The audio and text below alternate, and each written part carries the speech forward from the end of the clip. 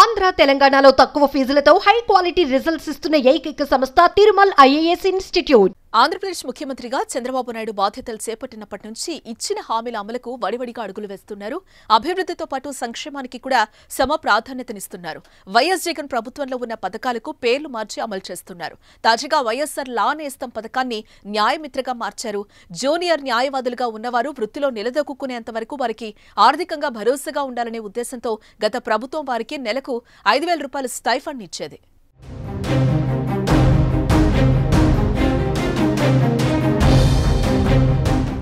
ఇక నుంచి జూనియర్ లాయర్లకు నెలకు గౌరవ వేతనం కింద 10,000 రూపాయలు ఇవ్వాలని చంద్రబాబు నిర్ణయించారు. న్యాయశాఖపై నిర్వహించిన సమీక్షలో ముఖ్యమంత్రి ఈ నిర్ణయం తీసుకున్నారు.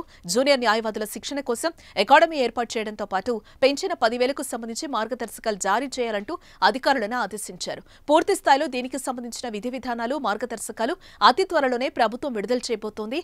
అమరావతిలో 100 ఎకరాల విస్తీర్ణంలో bar council of India trust ద్వారా అంతర్జాతీయ న్యాయ కళాశాలను ఏర్పాటు చేయబోతున్నట్లు చంద్రబాబు ప్రకటించారు. ఈ దిశగా కసరత్తులు ప్రారంభమయ్యాయి.